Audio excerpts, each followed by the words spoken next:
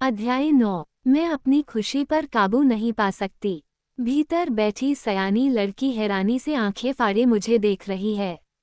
मैं एक बड़ी सी मुस्कान के साथ क्रिस्टियन को लगातार ताक रही हैं। उसके मुंह से निकले ये 3 शब्द मेरे लिए स्वर्ग से उतरे शब्दों के बराबर हैं। वह भी दिल की गहराइयों से मुझे चाहने लगा है। मेरी आंखों से एक बार फिर आंसू छलक उठे। हाँ, मैं जानती हूँ कि तुम मुझे प्यार करते हो। ये जानकर मेरा मन झूम उठा है। ये खूबसूरत, दुनिया का सताया इंसान मेरा रोमानी हीरो है क्योंकि उसमें एक हीरो होने की सारी खूबियाँ मौजूद हैं। उसके साथ ही ये उतना ही नाजुक भी है। जरा सी बात इसे ठेस लगा देती है। ये तन्हा है और अपने आप को मिटाने पर तुला है। मेरा दिल उसके दर्द से टीस उठा। और मैं जानती हूँ कि इस पल में मेरे दिल में हम दोनों के लिए बहुत जगह है। सचमुच बहुत सारी जगह। मैं उसके प्यारे से चेहरे के पास गई और हाथों में भरकर चूम लिया। इसके साथ ही मैंने उसके लिए महसूस किए जा रहे प्यार को भी उड़ेल दिया। मैं चाहती थी कि गर्म पानी की बौछार तले अपना सारा प्यार उस पर निछावर कर दूं। क्रिस्टियन ने आह भरी और मुझे अपनी बाहों में ले लिया। मुझे ऐसे थाम लिया मानो मैं ही वह हवा हूँ जो उसे सांस लेने की ताकत देती है। ओह हेना, मैं तुम्हें लेना चाहता हूँ पर यहाँ नहीं। हाँ, मैंने उसके मुंह के पास मुंह ले जाकर कहा। उसने एक तौलिया उठाया और मुझे पानी से हटाकर एक बाथगाउन में लपेट दिया। उसने एक तौलिया अपनी कमर में लपेटा और फिर एक छोटे से तौलिए से मेरे बाल पोंछने लगा। जब उसे तसल्ली हो गई तो उसने तौलिए को मेरे सिर पर ऐसे लपेट दिया मानो मैंने कोई पर्दा कर रखा हो। वह मेरे साथ खड़ा है और हमारी आंखें शीशे में मिलीं। क्या मैं भी ऐसा कर सकती हूँ? मैंने पूछा। उसने हामी तो दी पर भावे सिकुड़ गई। मैंने वहां रखे तौलियों के ढेर से एक और तौलिया उठा लिया और उसके आगे उचककर खड़ी हो गई। फिर मैंने उसके बाल सुखाने शुरू किए। उसने आगे झुककर काम को और भी आसान बना दिया। मैं अपना काम करते करते उस पर नज़र भी मार रही थी। मैं देख सकती हूँ कि वह किसी छोटे बच्चे की तरह दांत निपोर रहा था। एक लंबे अरसे से किसी ने मेरे लिए ये सब नहीं किया। एक लंबे अरसे से। वह हौले से बोला, मुझे तो लगता है कि कभी किसी ने मेरे बाल इस तरह सुखाए ही नहीं। बेशक ग्रेस ने किया होगा। जब तुम छोटे होगे तो वे तुम्हारे बाल सुखाती होंगी। उसने इनकार के साथ ही मेरे हाथ वहीं रोक दिए। नहीं, वे पहले दिन से ही मेरी सीमाओं को मान देती आई हैं, हालांकि यह सब उनके लिए भी तकलीफदेह था। मैं बचपन से ही आत्मनिर्भर था। उसने झट से कहा। मुझे ऐसा लगा मानो किसी ने पसलियों में घूंसा जड़ दिया हो। एक तांबई बालों वाला बच्चा अपनी देख रेख खुद करता है क्योंकि उसे संभालने वाला कोई नहीं है। ये सोच ही मन को उदास कर गई पर मैं अपनी उदासी को इन अंतरंग पलों पर हावी नहीं होने देना चाहती। ओह, मैं आपकी एहसानमंद हूँ। मैंने उसे हौले से चिढ़ाया। मिस स्टील, शायद मैं आपका एहसानमंद हूँ। मी ग्रे, इसमें कहने की तो कोई बात ही नहीं है। मैंने कहा। मैंने सिर सुखाने के बाद एक और तौलिया लिया और पीठ पोंछने के लिए आई। शीशे में नजरें मिली तो मैंने पूछा, क्या मैं कुछ और भी आजमा सकती हूँ? उसने एक पल के बाद हामी दे दी। मैंने बहुत हौले से उसकी बाईं बांह के नीचे बहते पानी को पोंछा। फिर शीशे में उसके भाव देखे। उसने मुझे देखकर आंख मारी। उसकी आंखें सुलग रही हैं। मैंने आगे झुककर उसके मुश्के चूम लिए तो उसके होंठ एक झटके से अलग हो गए। मैंने उसी तरह दूसरी बाजू भी सुखा। उसी तरह चुंबनों की बरसात की और उसके होठों पर प्यारी सी मुस्कान खेल गई। मैंने लिपस्टिक के हल्के निशान के नीचे से पीठ को पोंछा। मुड़ने लगी तो उसने पूछा, सारी पीठ पोंछ रही हो? तौलिए से पोंछना। उसने गहरी सांस लेकर आंखें मूंद लीं। मैंने तौलिए से सब पोंछा और यह ध्यान रखा कि उसकी त्वचा से स्पर्श न हो। उसकी पीठ कितनी सुंदर व सुडौल है। कंधों की मांसपेशियां तक गिनी जा सकती हैं। सचमुच वह अपना बहुत ध्यान रखता है। बस ये नज़ारा उन निशानों की वजह से बुरा दिखता है। मैंने मुश्किल से उन्हें अनदेखा किया और उन्हें छूने की इच्छा को भरसक दबा दिया। जब मैंने काम निपटाया तो उसने सांस छोड़ी और मैंने उसके कंधे पर एक चुंबन दिया। मैंने अपनी बाहों का घेरा उसके आसपास डालते हुए पेट को पोंछा। शीशे में एक बार फिर से नजरें मिली और उसके चेहरे पर हल्की उलझन के भाव दिखे। ये लो, मैंने उसे मुंह पोंछने के लिए छोटा तौलिया देते हुए कहा। याद है, जॉर्जिया में तुमने मुझे अपने हाथों से छूने दिया था। उसके चेहरे का रंग गहरा उठा पर मैंने अनदेखा कर दिया। शीशे में देखा तो ऐसा लगा मानो ओल्ड टेस्टामेंट की किसी पेंटिंग से निकलकर कोई जोड़ा बाहर आ गया हो। उसकी सुंदरता, उसकी नग्नता और मैं ढके हुए बालों के साथ। उसने मेरा हाथ तौलिए समेत छाती पर रखा और मैंने बहुत संभलते हुए उस हिस्से को 2 बार पोंछा। उसका पूरा शरीर अकड़ा हुआ है और आंखें मेरे हाथ पर टिकी हैं।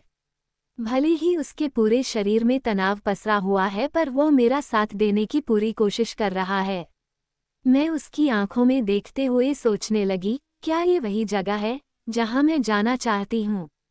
क्या मैं इसके भीतर रहने वाले राक्षसों का सामना कर सकती हूँ? मेरे हिसाब से अब तुम सूख गए हो, मैंने धीरे से कहा और वह तेजी से सांसें लेने लगा। एनेस्टेसिया, मुझे तुम्हारी जरूरत है। मुझे भी तुम्हारी जरूरत है। ये शब्द कहते हुए मैं जानती हूँ कि इनमें कितनी गहरी सच्चाई छिपी है। मैं तो क्रिस्टियन के बिना अपनी कल्पना तक नहीं कर सकती। मैं तुमसे प्यार करना चाहता हूँ, उसने भारी सुर में कहा। मैंने अपने आप को उसके हवाले कर दिया और वो मुझे बाहों में भींचकर इस तरह सहलाने लगा मानो मेरी पूजा कर रहा हो। हम एक दूसरे को देख रहे थे और उसकी अंगुलियां मेरी रीढ़ की हड्डी में सिहरन पैदा कर रही थीं। हम एक साथ जा लेटे, वह साथ में लेटा है और मैं उसके दैवीय स्पर्श का आनंद ले रही हूँ। मैं जानती हूँ कि इस समय वह मेरी छुअन का प्यासा है। मैं उसके लिए तसल्ली देने वाले और राहत पहुँचाने वाले बाम का काम करती हूँ। मैं उसे इस बात के लिए मना कर भी कैसे सकती हूँ? मैं भी तो उसके बारे में यही महसूस करती हूँ। तो तुम इतने सौम्य तरीके से भी पेश आ सकते हो। लगता तो यही है मिस स्टील। पहली बार तुम्हारा बर्ताव ऐसा नहीं था जब मैंने तुमसे तुम्हारा कुंवारापन छीना था। नहीं, इसे छीनना नहीं कह सकते। जहाँ तक मुझे याद है, मैं भी तुम्हें पाना चाहती थी। मैंने उन पलों का भी भरपूर आनंद लिया था। मैं शर्मा कर मुस्कुराए और अपना होंठ काट लिया। हाँ, मिस स्टील, खुशी देना ही हमारा लक्ष्य है।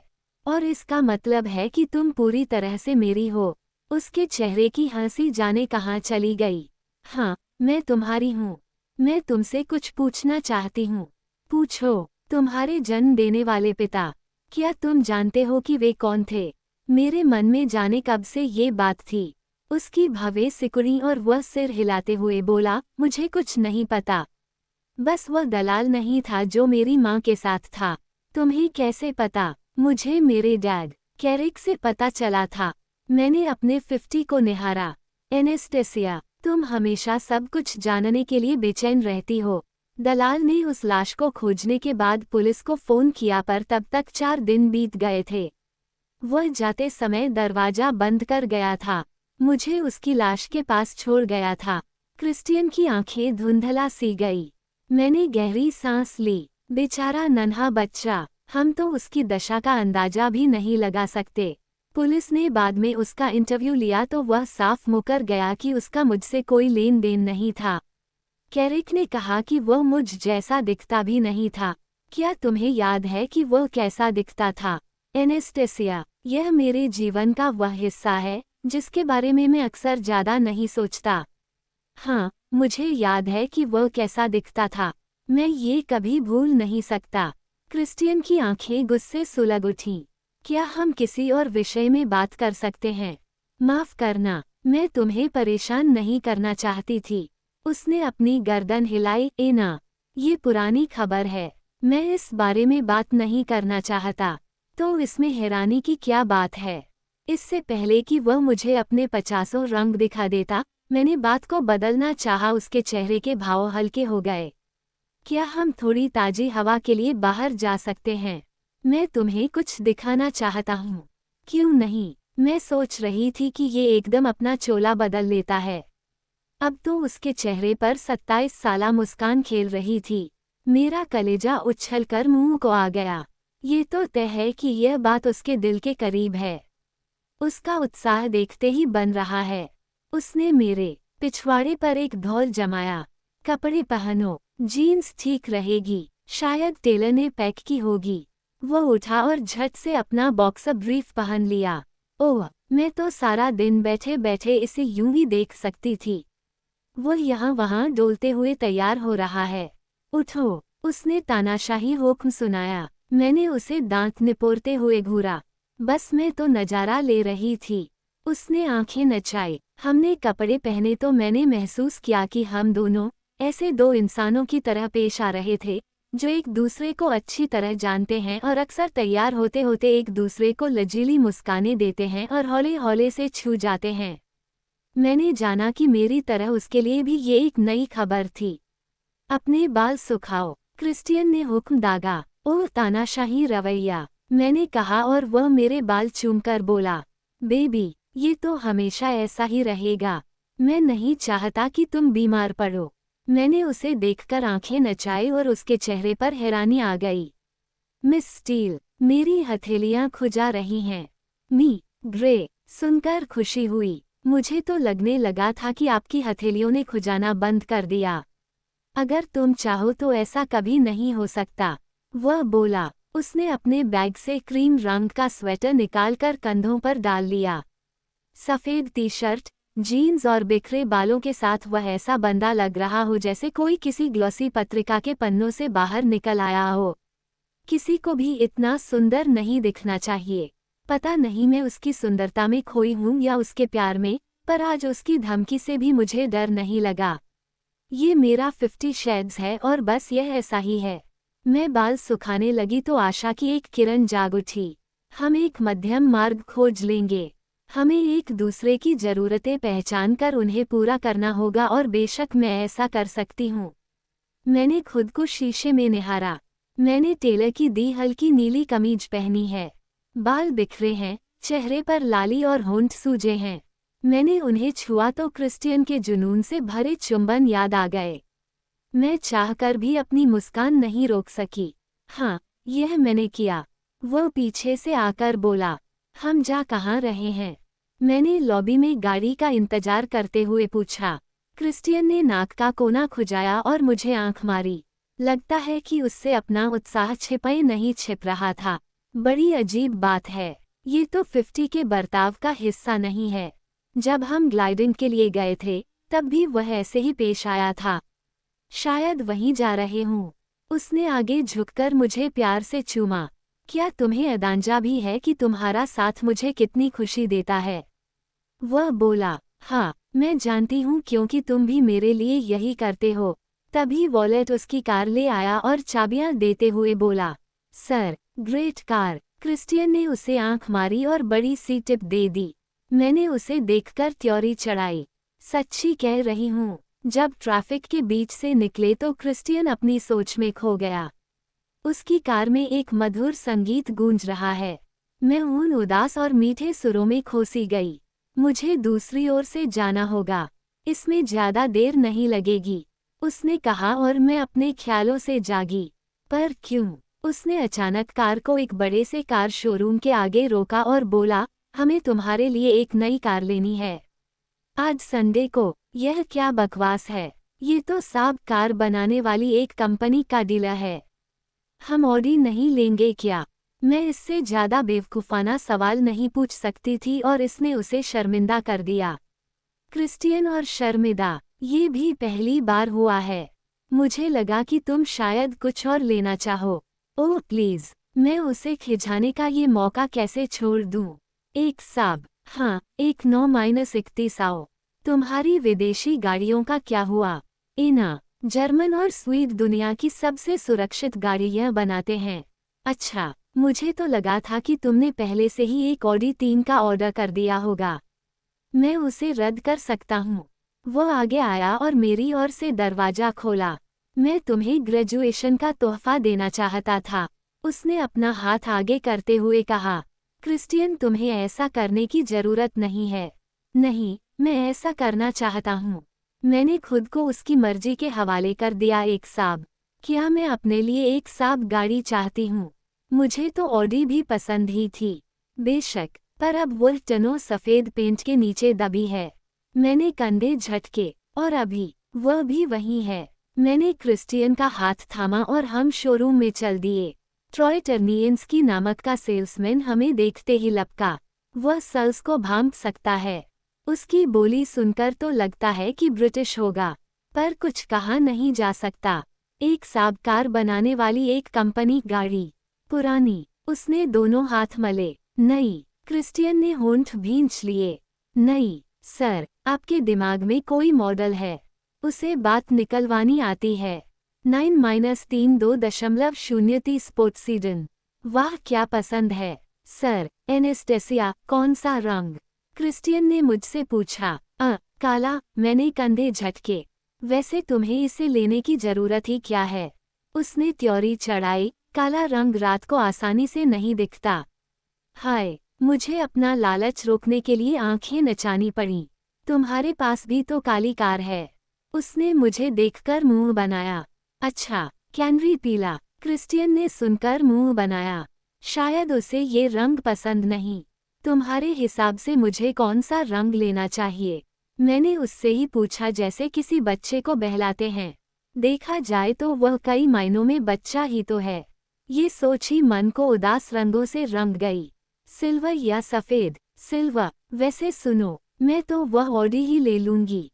ट्रॉय को लगा कि बाजी हाथ से जा रही है। उसका रंग पीला पड़ गया। मैम, शायद आप कन्वर्टेबल कार लेना चाहें। उसने उत्सुकता से हाथों की ताली बजाई। सयानी लड़की को ये सब बिल्कुल नहीं भा रहा, पर भीतर बैठी लड़की तो उसकी बात सुनते ही उछल पड़ी। वाह, ऐसी कार और मेरे लिए। क्रिस्टियन ने एक भान नचाते हुए कहा। कन्वर्टेबल? ओह, लगता है कि इसे 1 मिनट में मेरे मन की बात पता चल जाती है। कई बार तो अजीब भी लगता है। मैं अपने हाथों को घूरने लगी। क्रिस्टियन ट्रॉय की ओर मुड़ा।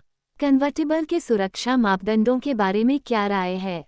बात तो जाहिर सी है कि वो मुझे हर हाल में सही सलामत रखना चाहता है। उसके लिए ये बात बहुत मायने रखती है। वो हर बात गौर से सुनने लगा। 50 मेरा बहुत ख्याल रखता है। हाँ, मैं करता हूँ। मुझे उसके वे शब्द याद आ गए और मेरी नसों में जैसे शहद सा घुल गया। ये दिव्य पुरुष मुझे चाहता है। जब उसने मुझे देखा तो मैं खीसे निपोर रही थी। वो मुझे देखकर उलझन में पड़ गया। मैं खुशी से अपने आप को ही बाहों में समेट लेना चाहती हूँ। मिस स्टील, क्या मैं जान सकता हूँ कि आप किस नशे में मग्न हैं? उसने मुझे चुंबन दिया और धीरे से बोला, कार लेने के लिए धन्यवाद।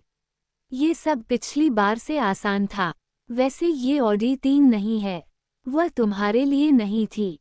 वह मुझे पसंद थी। सर, 9-31 वह हमारे बेवरली हिल्स डीलरशिप के पास है। हम 2 दिन में ला सकते हैं। ट्रॉय खुशी से फुदका। सबसे अच्छी रेंज वाली लाना। जी सर, बढ़िया। क्रिस्टियन ने काट दिया। पता नहीं उसका था या टेलर का। मेरा दिमाग अचानक वहीं चला गया। टेलर कैसा है? क्या लीला अब भी वहीं है? मैंने माथा रगड़ा। ग्रे, क्या आप इस ओर आएंगे? क्रिस्टियन ने मेरे लिए दरवाजा खोला और मैं पैसेंजर सीट में जा बैठी। धन्यवाद। वह साथ वाली सीट पर बैठा तो मैंने शुक्रिया कहा। वह मुस्कुराया। एनेस्टेसिया, तुम्हारा स्वागत है। क्रिस्टियन ने कार चालू की तो संगीत भी बजने लगा। ये कौन है? ईवा कैसिडी। उसकी आवाज कितनी प्यारी है। हाँ, सो तो है। वो कम उम्र में ही चल बसी। ओह, क्या तुम्हें भूख लगी है? सुबह नाश्ता भी अधूरा रह गया था। उसने पूछा। ओह हाँ, तो चलो पहले लंच ही कर लें। क्रिस्टियन ने पानी वाले इलाके की ओर गाड़ी मोड़ दी।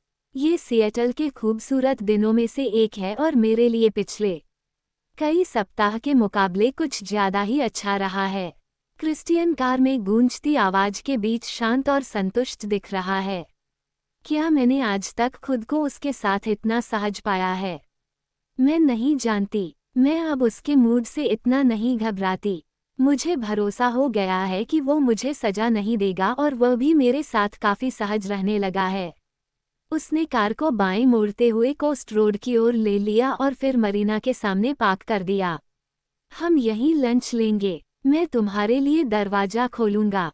उसने ऐसे सुर में कहा कि मैं समझ गई कि वहां से न हिलने में ही भलाई है। मैंने उसे कार के दूसरी ओर जाते देखा। क्या ये सब कभी पुराना होगा? हम पानी के सामने बाहों में डाले टहलते रहे और हमारे सामने दूर दूर तक फैला समुद्र दिख रहा है।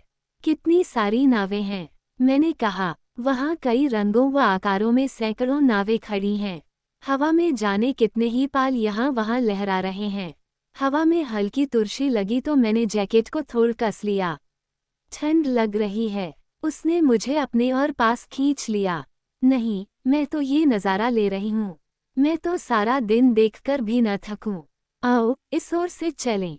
क्रिस्टियन मुझे एक बहुत बड़े से बार में ले गया और हम कानोटा की ओर बढ़े। वहाँ की न्यू इंग्लैंड साज सज्जा देखने लायक थी। हल्की पीली दीवारें, हल्का नीला सामान और दीवारों पर तरह तरह की नावों के मॉडल। कुल मिलाकर बड़ी प्यारी जगह लगी।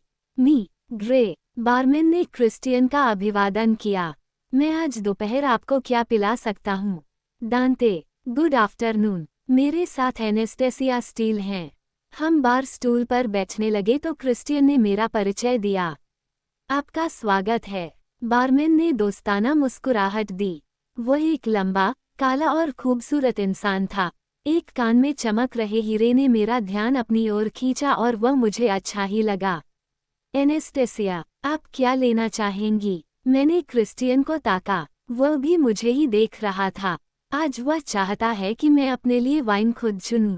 प्लीज मुझे ये ना कहें और मैं वही लूंगी जो क्रिस्टियन लेंगे। मैंने लजीली सी मुस्कान के साथ कहा। 50 को वाइन की मुझसे कहीं गहरी समझ है। मैं तो बियर लेने लगा हूँ। सिएटल में यही एक जगह है जहाँ आपको एडनेम्स एक्सप्लोरर मिल सकती है। बियर, हाँ। दांते, 2 एक्सप्लोरर देना। ये बड़ा स्वादिष्ट सीफूड चौडर भी बनाते हैं। उसने कहा। बियर और चौडर सुनकर तो अच्छा ही लग रहा है। मैं बोली, 2 चांडर्स। दांते ने पूछा। प्लीज, क्रिस्टियन ने जवाब दिया। हम खाने के वक्त इस तरह बातें करते रहे जितनी हमने पहले कभी नहीं की थीं। क्रिस्टियन पूरी तरह से शांत और संतुष्ट दिख रहा है और कल की घटना के बावजूद कितना खुश और मग्न लग रहा है। उसने मुझे अपने इंटरप्राइज के इतिहास के बारे में बताया और उसकी बातों से मुझे एहसास हुआ कि उसे कंपनी की समस्याएं सुलझाने, तकनीक को विकसित करने और तीसरी दुनिया के लिए उत्पादकता में वृद्धि का कितना जुनून है। मैं उसे पूरे ध्यान से सुनती रही। वह मजाकिया, चतुर, परोपकारी और खूबसूरत है और सबसे बड़ी बात यह है कि वो मुझसे प्यार करता है। उसने मुझे रे और मॉम के बारे में सवाल पूछे और ये पूछा कि मोंटिसेनो के जंगलों में मेरा बचपन कैसा रहा। फिर टेक्सास और वेगास के बारे में कुछ बातें हुई। उसने मुझसे मेरी मनपसंद किताबों और फिल्मों के बारे में जानना चाहा और मुझे ये देखकर हैरानी हुई कि हमारी पसंद कितनी मिलती थी। बातचीत के दौरान ही मुझे एहसास हुआ कि थोड़े ही वक्त में उसका चरित्र कितनी तेजी से बदला है। क्रिस्टियन ने खाने के बाद बिल दिया और दांते ने हमें भावभीनी विदाई दी। ये जगह अच्छी थी। लंच के लिए थैंक्स। क्रिस्टियन मेरा हाथ थामकर बाहर आ गया तो मैंने कहा, हम फिर से आएंगे। उसने कहा और हम फिर से वहीं टहलने लगे। मैं तुम्हें कुछ दिखाना चाहता हूँ। मैं जानती हूँ, अब मुझसे भी सब्र नहीं हो रहा। मैंने कहा। हम हाथों में हाथ डाले मरीना पर डोलते रहे। ये बड़ी प्यारी दोपहर है। लोग इतवार का भरपूर आनंद उठा रहे हैं। कुत्तों के साथ टहल रहे हैं, नावों को निहार रहे हैं, अपने बच्चों को उछल कूद करते देख रहे हैं। हम मरीना की ओर बढ़े तो नावें और पास आती दिखाई दी। क्रिस्टियन मुझे एक बड़े से पोत के पास ले गया। मुझे लगा कि आज नाव में सैर की जाए। यह मेरी बोट है। ओह ये क्या! वह तो कम से कम 40-50 फीट होगी। 2 पतले ढांचे, एक डेक, एक बड़ा सा केबिन, एक ऊंचा ओवरहेड और मस्तूल। मैं नावों के बारे में कुछ नहीं जानती पर देखकर कह सकती हूँ कि ये एक खास चीज़ है। वाह! मैंने हैरानी से कहा, इसे मेरी कंपनी ने बनाया है। उसने गर्व से कहा और मेरा दिल झूम उठा। इसे सबसे बेहतरीन नेवल कारीगरों व आर्किटेक्टों ने तैयार किया है और यह सिएटल में हमारे ही यार्ड में तैयार हुई। इसमें हाइब्रिड इलेक्ट्रिक ड्राइव, आलीशान डैगर बोर्ड्स और भी बहुत कुछ है। अच्छा, मैं तो बुरी तरह इम्प्रेस हो गई। क्या बोट है? मैंने कहा। उसने खीसें निपोरी। हाँ, ये बहुत खास दिखती है। बिल्कुल ग्रे। दिखने में भी ताकतवर है। हाँ मिस स्टील, आपने सही कहा। इसका नाम क्या है? उसने मुझे कोने में ले जाकर नाम दिखाया। The grace. मैं हैरान रह गई, तुमने इसे अपनी मॉम का नाम दिया है? हाँ, उसने हैरानी से सिर एक और झुका दिया। इसमें हैरानी की क्या बात है? मैंने कंधे झटके पर वह हमेशा अपनी मॉम की मौजूदगी में खुद को अजीब महसूस करता है। मॉम, मैं अपनी मॉम से बहुत प्यार करता हूँ इसलिए इस बोट का नाम उनके नाम पर रखा। नहीं नहीं, ये बात नहीं। मैं खिसिया गई। दरअसल मैं सही तरह से अपनी बात कह नहीं पाई थी।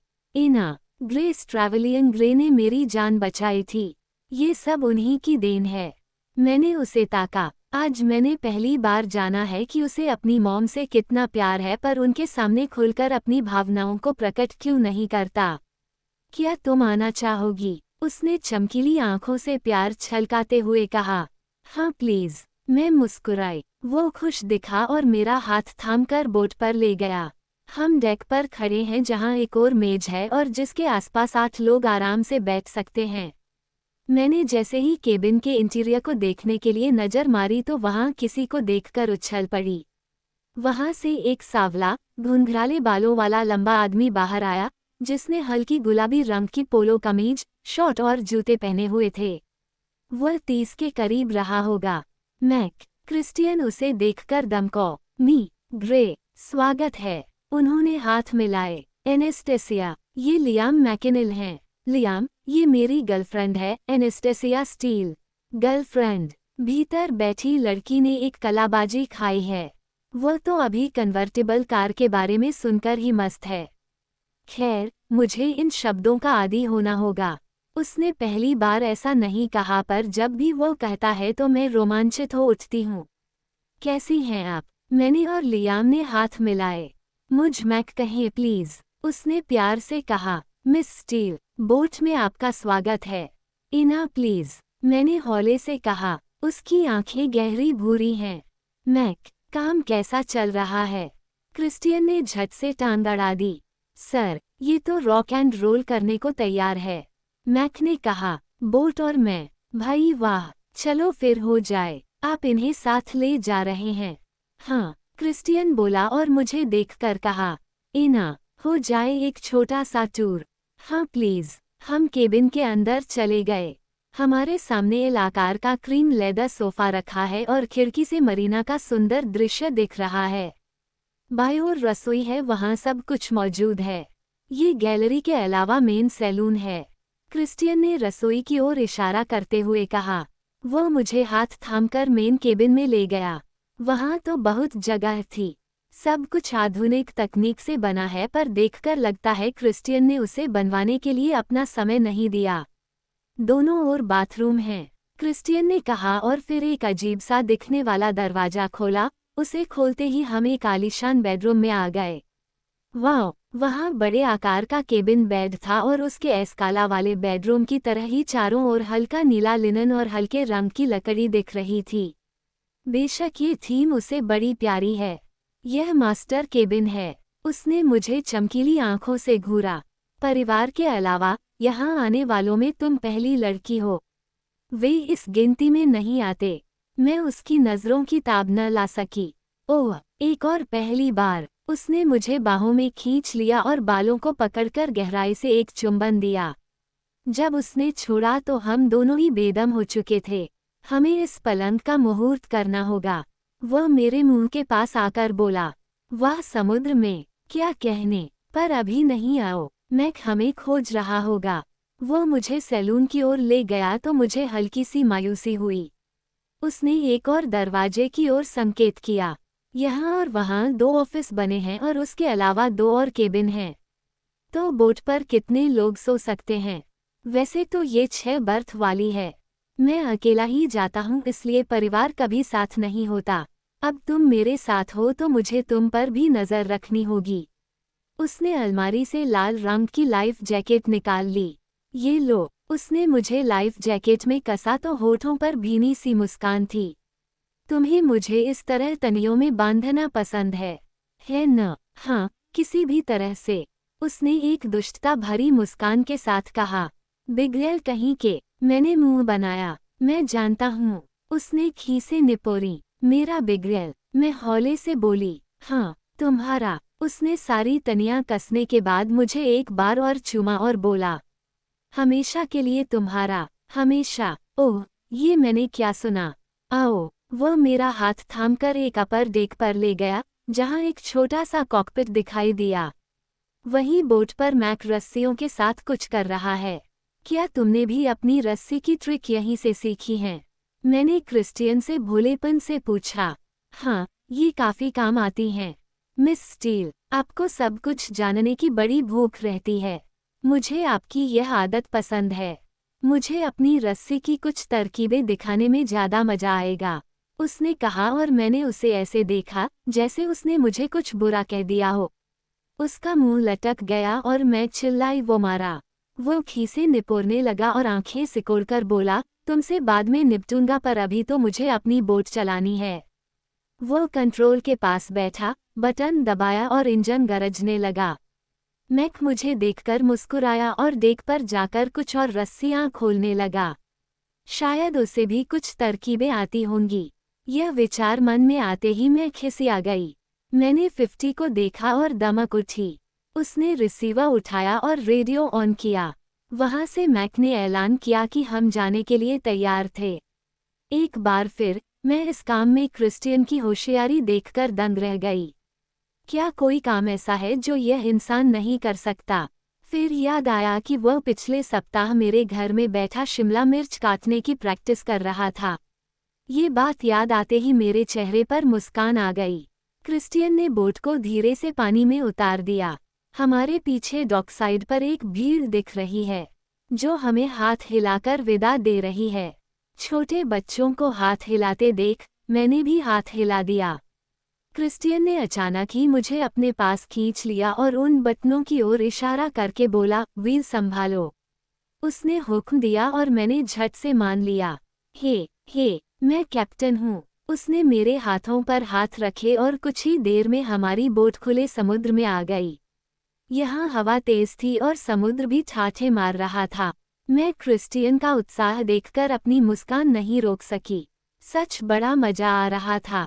हमने एक बड़ा सा मोड़ लिया और ओलंपिक पेनिनसुला की ओर चल दिए। सेल टाइम, क्रिस्टियन जोर से चिल्लाया। देखो, तुम्हें बस यहीं ध्यान देना है। क्या मैं अकेले? वह मेरा डर देखकर मुस्कुराया। बेबी, ये बड़ा आसान है। बस व्हील थाम लो और सामने क्षितिज पर नजर रखो। तुम कर सकती हो, तुम हमेशा से अच्छा करती हो। जब सेल ऊपर की ओर होगा तो तुम्हें हल्का खिंचाव महसूस होगा। इसे स्थिरता से थामे रहना, मैं ऐसे संकेत करूंगा। उसने अंगूठे से इशारा करके दिखाया, तब तुम इंजन बंद कर सकती हो। ये रहा बटन। उसने एक बड़े से काले बटन की ओर संकेत कर पूछा, समझी? हाँ, मैंने घबराहट के साथ गर्दन हिला दी। ओह, मैंने तो कभी ये सब करने के बारे में सोचा तक नहीं था।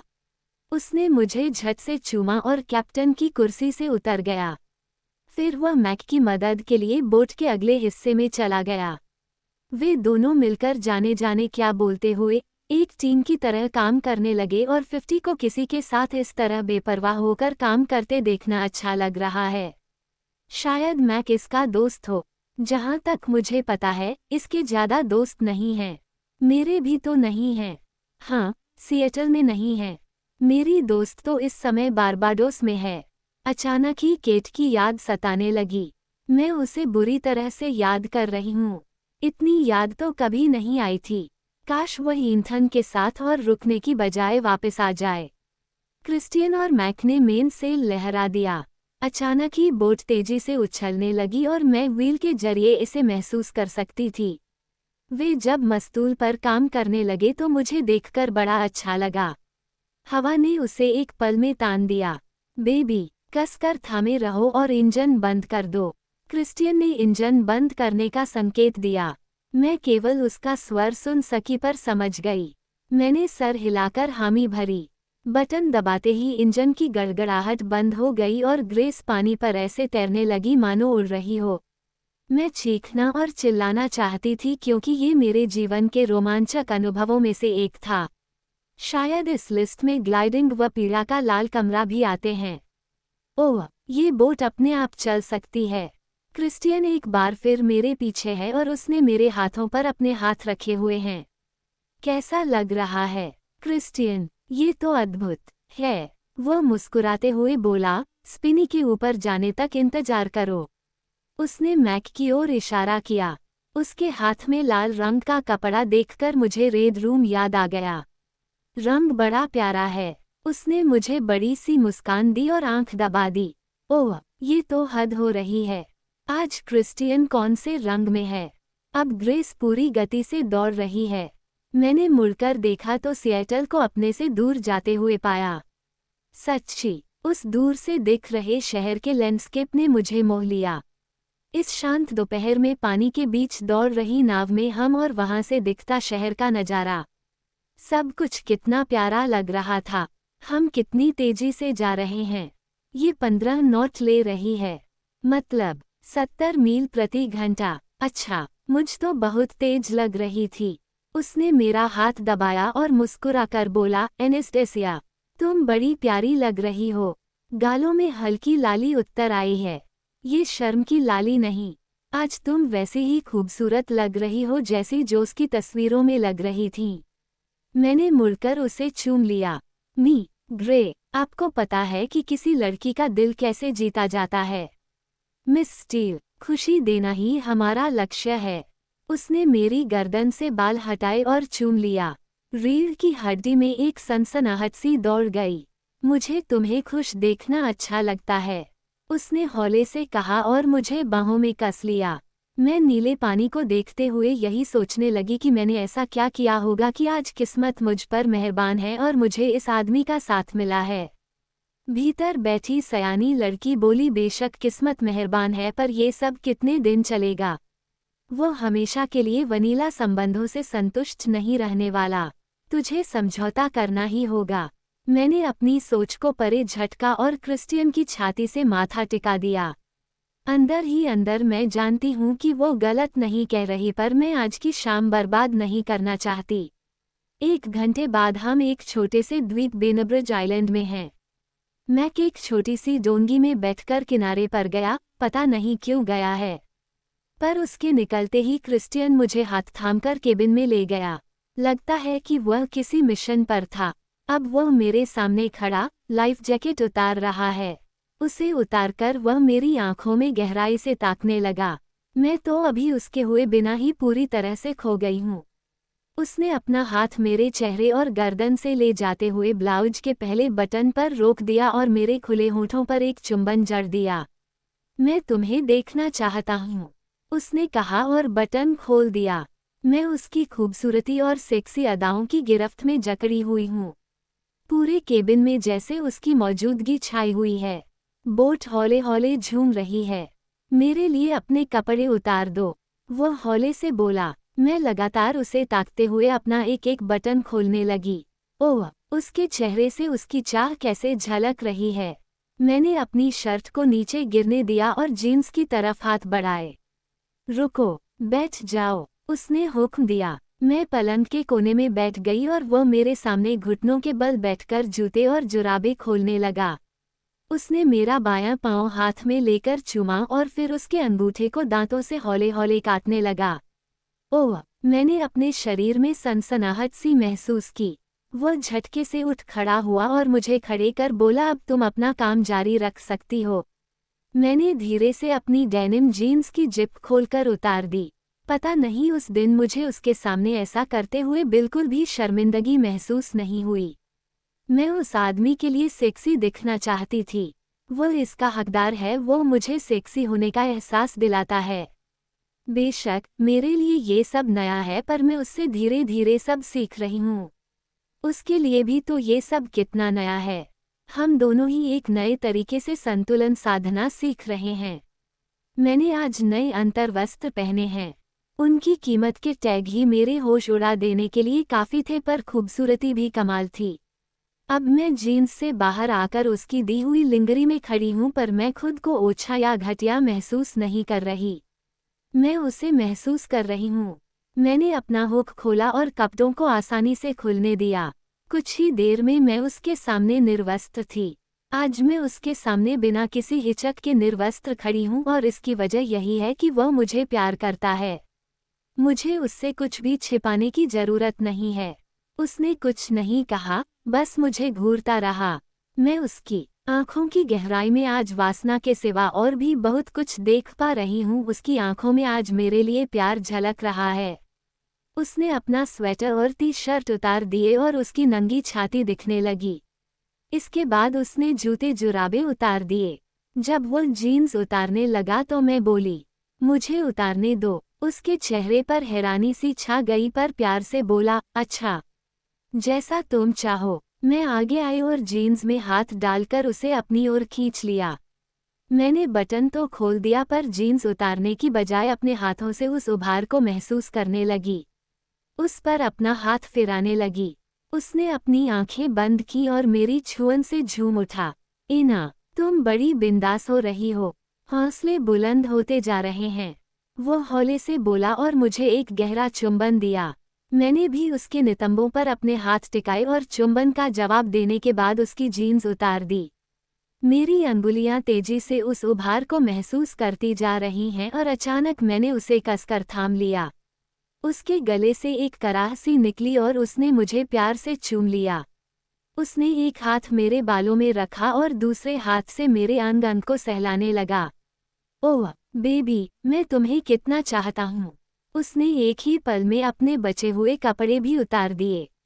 अब मैं उसके शरीर के एक एक इंच को गहराई से देख सकती हूँ। वह कितना परफेक्ट है। बस उसकी खूबसूरती में वे निशान भद्दे दिखते हैं। वे उसकी चमड़ी में जैसे गहराई तक खुदे हैं। इना, क्या हुआ? वो हौले से बोला और अपनी हथेलियों के उल्टे हिस्से से मेरे गाल सहलाने लगा। कुछ नहीं, मुझे बहुत सारा प्यार करो। उसने मुझे अपनी बाहों में खींचा और चूमते हुए बालों में अपने हाथ कस दिए। हमारी जीभें आपस में मिली और वो मुझे पलंग पर लिटाकर साथ ही लेट गया। उसने मेरे जबड़े के पास अपना नाक फिराया तो मेरे हाथ उसके बालों में चले गए। इना, तुम्हें पता है कि तुम्हारी गंध कितना मदहोश कर देती है। ये मुझे दीवाना बना देती है। उसके शब्दों ने मेरे पूरे शरीर में सिरहन पैदा कर दी और हमेशा की तरह मैं सब भुलाकर उसकी हो जाने के लिए तरसने लगी। तुम कितनी सुंदर हो, वह मेरे वक्षस्थल को सहलाते हुए बोला। मैंने सिसकारी भरी और पलंग पर ही तिरछी हो गई। मैं तुम्हारे मुंह से निकली आवाजें सुनना चाहता हूँ। उसके हाथ मेरी कमर की ओर बढ़े और मैं उन हाथों की छुअन एक बार फिर अपने अंगों पर गहराई से महसूस कर पा रही हूँ। उसकी लंबी अंगुलियां मेरे पूरे शरीर पर तैरती जा रही हैं। अचानक ही उसने एक झटके से मेरा घुटना पकड़ा और मुझे पलट दिया। इसके बाद उसने जेब से कॉन्डोम का पैकेट निकालकर मेरे हाथ पर रख दिया। मैंने उसे इस्तेमाल करने से पहले कुछ और करने का इरादा बना लिया। कुछ की पलों में क्रिस्टियन मुख मैथुन के आनंद में खोया हुआ था और मैं उसे दीवानों की तरह चूम रही थी। उसका स्वाद कितना अच्छा है।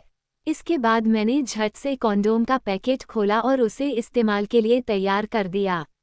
उसने भी देर नहीं की। उसकी अंचके से की गई पहल से मेरी चीख निकल गई।